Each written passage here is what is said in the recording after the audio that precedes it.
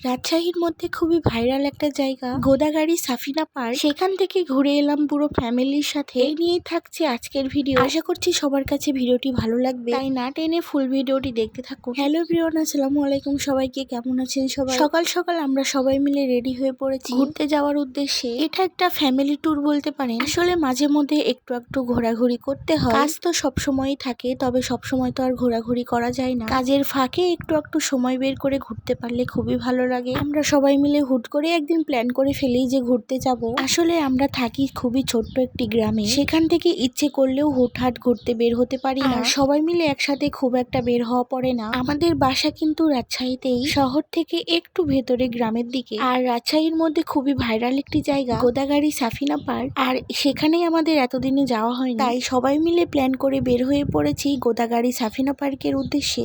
আমি যাইনি বললে ভুল হবে, সাফিনা পার্কে গিয়েছিলাম সেই ছোট্টবেলায়, তবে তখনকার থেকে এখন আরো জায়গাটা বেশি সুন্দর হয়েছে।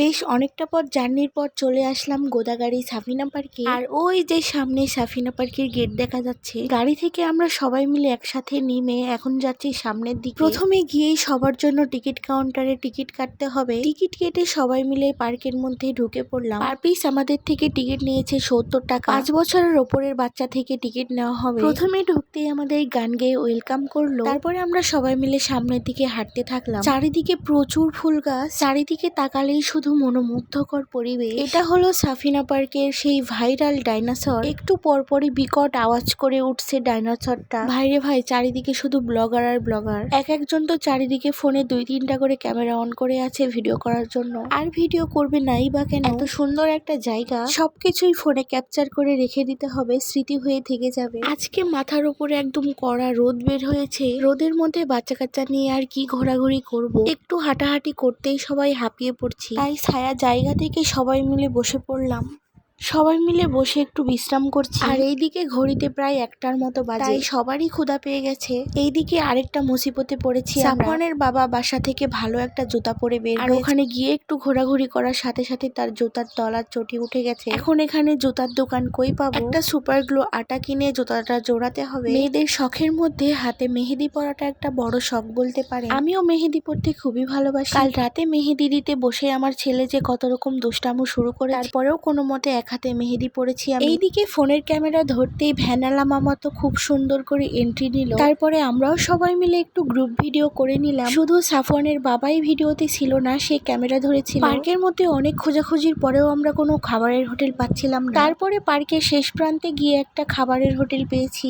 সবাই ফ্রেশ হয়ে খাবার টেবিলে বসে পড়েছি খাবার খাওয়ার জন্য। খাবারের মেনু কার্ডে অনেক কিছুই দেখলাম, তবে আমরা বাঙালি ভাই, যেখানেই যাই ভাত খুঁজে বেড়াই। ভাত না খেলে আমাদের পেটও শান্তি হয় না, মনও শান্তি পায় না। তারপরে আমরা সবার জন্য অর্ডার দিলাম সাদা মুরগির রোস্ট, ডাল আর তার সাথে মাছের ভর্তা। আলহামদুলিল্লাহ, এগুলো দিয়েই দুপুরের খাবার সম্পূর্ণ করলাম। খাওয়া দাওয়া শেষ করে আশেপাশের কসমেটিক্সের দোকানগুলোতে একটু ঘোরাঘুরি করছিলাম। দেখা যাক এখান থেকে কি নেওয়া যায়। আমার ছেলে আর আমার ননদের ছেলের জন্য এই খেলনা দুটো নিয়েছি, আর আমার ছোট্ট একটা ননদের জন্য চুলের এক জোড়া ক্লিপ নিয়েছি। ভাইরে ভাই, এখানে সব জিনিসেরই দাম বেশি।